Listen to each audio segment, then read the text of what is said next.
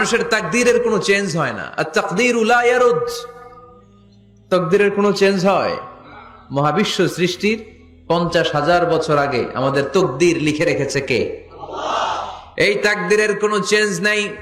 এজন্য আমরা বলি খাইরিহি ওয়াল কদর, খাইরিহি ওয়া শাররিহি মিনাল্লাহি তাআলা।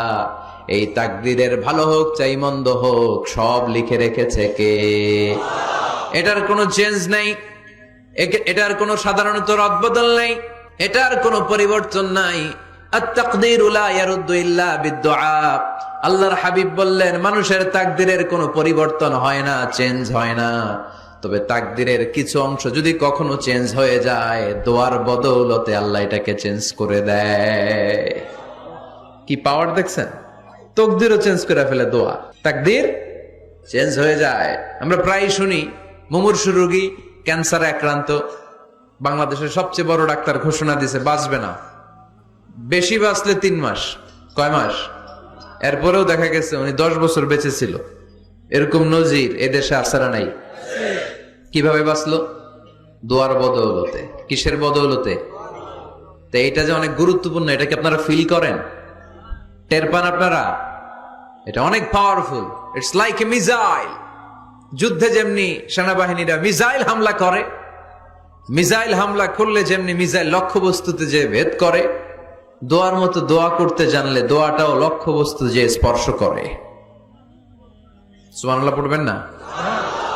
আর-দুআউ সিলাহুল মুমিন, দোয়া হচ্ছে মুমিনের অস্ত্র। রাতের তাহাজ্জুদের জায়নামাজে চোখের পানি ছাড়ার যে দোয়া, এটা আমাদের সবচেয়ে বড় অস্ত্র। চিল্লায় বলতে হবে ঠিক কি না? এর চেয়ে দামি অস্ত্র আমাদের নাই।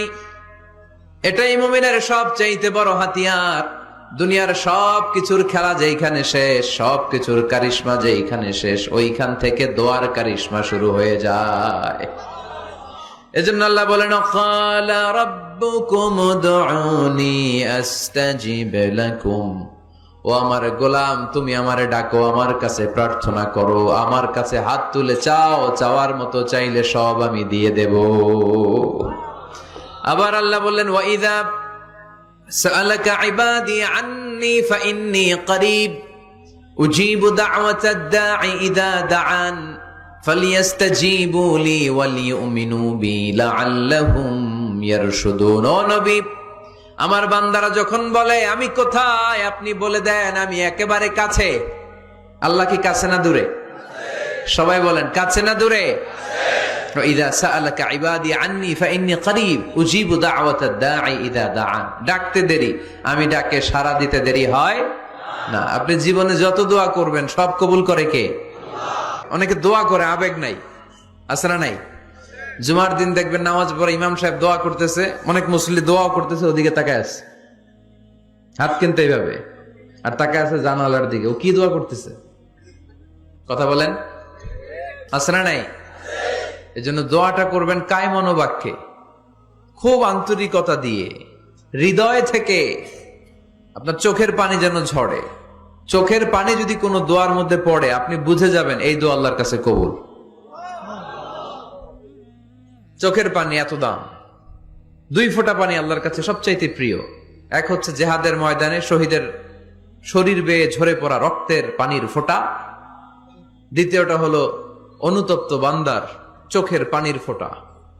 নিজের ভুলগুলো বুঝতে পেরে কেউ যখন কান্না করে আল্লাহর কাছে কাঁদে, তার চোখের পানি চোখ বেয়ে নাকের ডগা বেয়ে মাটিতে পড়ার আগেই ওই ক্রন্দনরত বান্দার জীবনের সব গুণ আল্লাহ মাফ করে দেয়। এজন্য কান্নার কোনো বিকল্প নাই, কাঁদতে হবে, কাঁদলেই ক্ষমা পাওয়া যাবে।